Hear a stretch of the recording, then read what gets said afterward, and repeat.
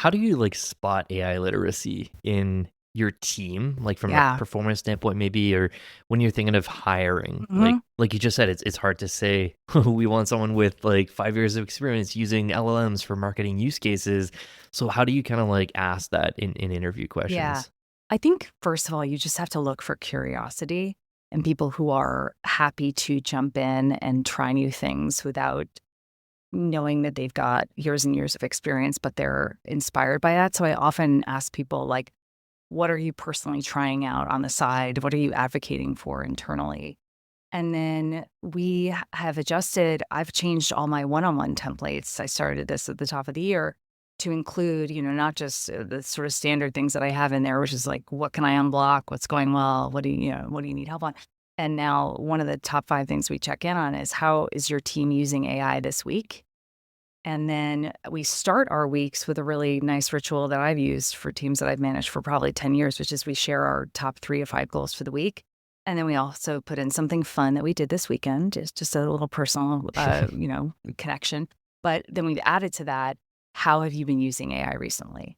And then from that, it often kicks off natural threads where people are saying, oh, you know what? I've been meaning to try that LFX app, or I was thinking about trying that tool. And then we'll pull items from those discussions into our marketing team weekly meeting, and people will do little show and shares. And we really try and have a culture on the marketing team and at Moveling where we can be honest about dead ends, things that didn't work out, just interesting lessons. We once did a really fun team building exercise with a coach that we've worked with as a company called Jeff Flowers. He's terrific. And one of the exercises he did had us do this like fun on our feet exercise where we're like remembering all this choreography and passing a ball around. And every time you sort of made a mistake with your choreography, you had to say like, I made a mistake, and everyone applauded for you. So instead of that feeling of like your prickly, like embarrassment taking over your body, you knew that if you made a mistake, you were going to be applauded by your whole team and everyone was going to cheer for you. And so we even do that. We mimic that on Slack when people will share things. And now we really try and encourage in our QBRs to talk about like, what are your made a mistake moments? So when we share out in our team meetings about how we're experimenting with AI, we encourage people to share those things that really didn't work out. Or was there anything in there that you can use and extract as you're going forward? So cool. So cool. Yeah, I think we're in an interesting time now because so much is changing. And I think that in the past, it used to be like, how can we be more strategic? What's the ultimate mission? How can we map out the next 5 to 10 years? And now it really seems like the best teams are focusing on agility. What if in the next 3 months, another big change happens? What happens in another 6 months if the company goals change? Like, we have to be ready. And I think that, some folks have trouble with that sort of uncertainty. But I think though it sounds like your team is really embracing new technology. And I think that's, I love that question. How are you using AI this week?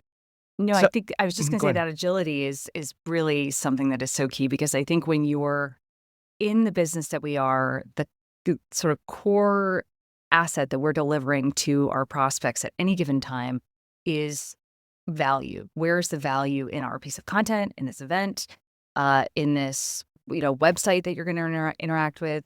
And we have to be very closely attuned to the issues of the day. And those are evolving faster than ever for a Yeah. multitude of reasons.